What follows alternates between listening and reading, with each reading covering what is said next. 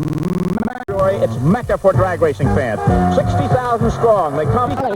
California, the thunder and lightning of motorsports. The 19th annual NHRA Winter National Drag Racing Championships, the first national meet of the new year. Racing fashion on parade with the promise of incredible times and speeds in the 3 professional categories: Top Fuel, Funny Cars, Pro Stocks. They're all here: Garlett's, Multani, Prudhomme, McEwen, Glidden, Beetle, record setters and champions entered in the Big Go West today on ABC's Wide World of Sport.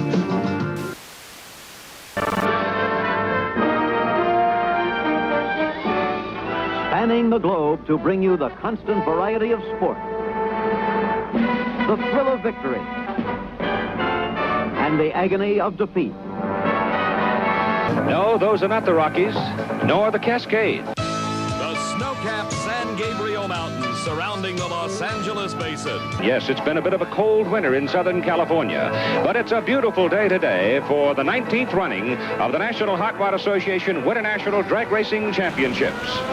Hello again, everybody. I'm Keith Jackson. I'm Chris Economaki. Behind the main grandstands here at Pomona, to reflect one of the major points of interest that drag racing holds for spectators. There's the funny car, perhaps the most dangerous of all forms of drag racing, where the driver sits inside a plastic body, the engine in front of him. If it blows up, he's in serious trouble. As they come up in the staging area to toe the line.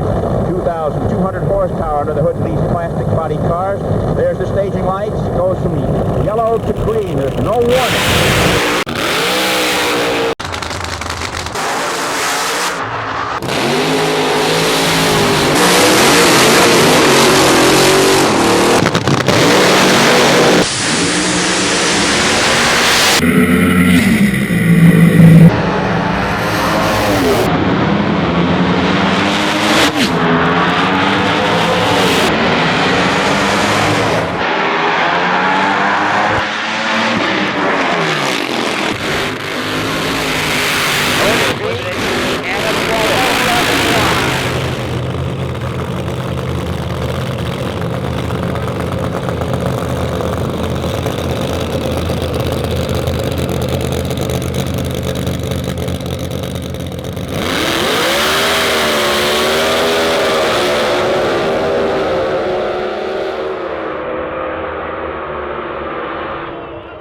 Well, I think, there's a lot of history in the sport. It goes back to the 50s and 60s early on. And there's still a lot of folks around that remember the early days, and a lot of the guys that maybe the racing has passed them by but want to be involved. And I think it was a chance to maybe to get back in, either to race with the nostalgia funny car class or build a cackle car, at least have a car that's representative of a good time in their life. I think, it goes back to the beginnings of funny car and, how cool the cars were. And it's the cool factor, and if you can bring back a car that was run back in the day and represent, I think that's what it's all about.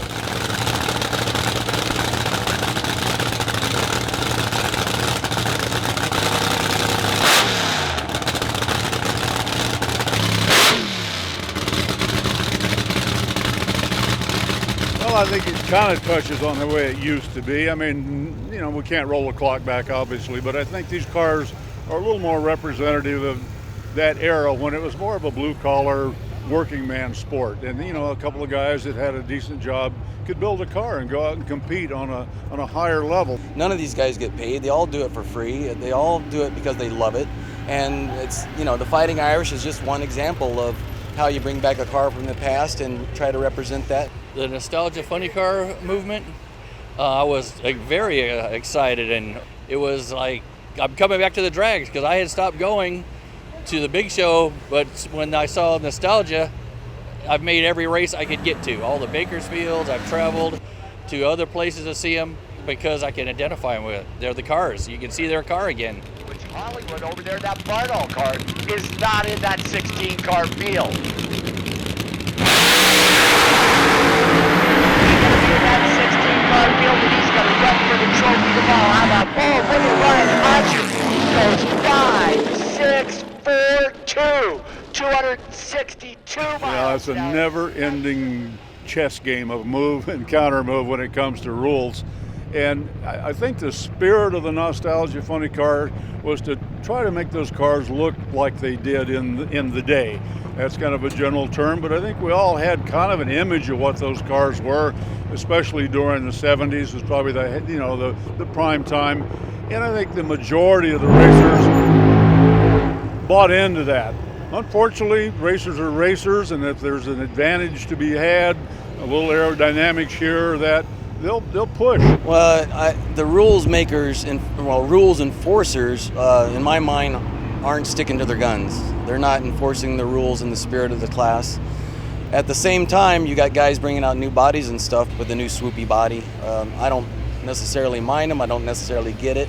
Drag racers are going to push the envelope, and if they have a way to get it built, they're going to do it. That's just what they do. But it's not going in the direction that the fans are enjoying. They like seeing Mustangs and Camaros and that look like Mustangs and Camaros.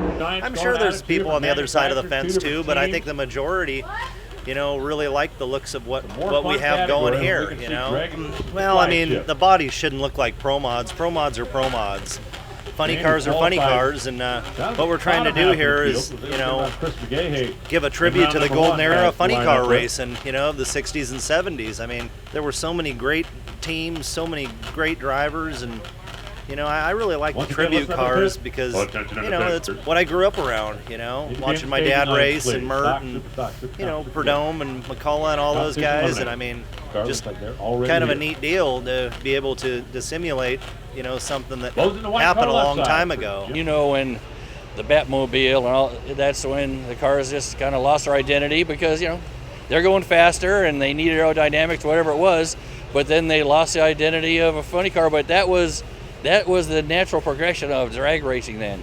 Nostalgia, you don't need a progression. They already have it in the big show. Nostalgia is its own show. The chassis, everything's new. We know everything's new. It has to be all new safety equipment, everything, but the bodies can still look and bring you back to the day, and you enjoy that style and that look. And, you want to see big show, go see big show. That's where I'm coming from. It's going to cost every team out there, a minimum of $20,000 to upgrade, and a lot of these guys, including myself, don't have the money to be able to do it. That car is just and I'll tell you, this is how this car looked and ran back in the day there. So just a beautiful job there. A brand new car, just going to be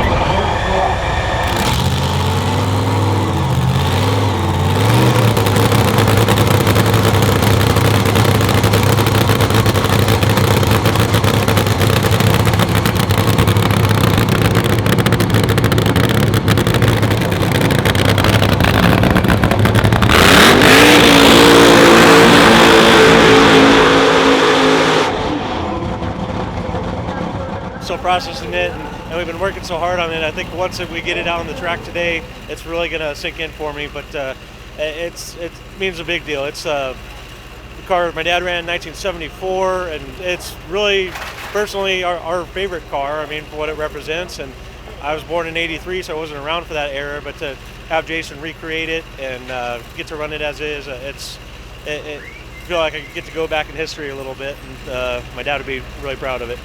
I always liked it when I was a kid. Mert's car, Mert and my dad, Richard Bays were really good friends, and it just seemed right. We had the red car, and Tim Seeger basically did a great job, redoing what Kenny Youngblood did in the early '70s. And I mean, it just, haven't had a red, white, and blue car since my Lucas car, but it really stands out. I'm really happy with the way it came out. I'm just hoping it runs as good as the black one.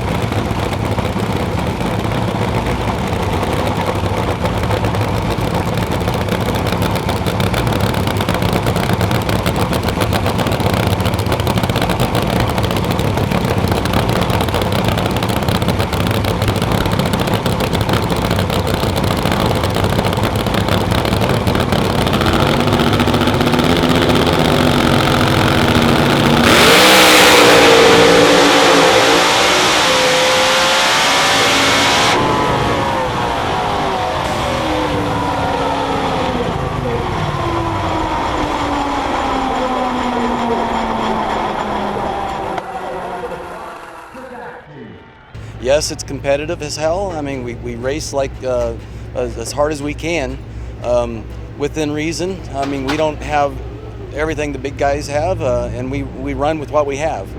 It's up to the rules makers, whoever they are, to push back at times, and I think try to protect these guys from themselves.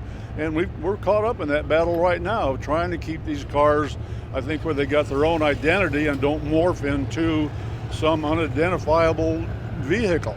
And you know, we're small potatoes when it comes to the big games, but to get the support and get the proper rules written and enforced, it's not an easy job, but we're doing the best we can.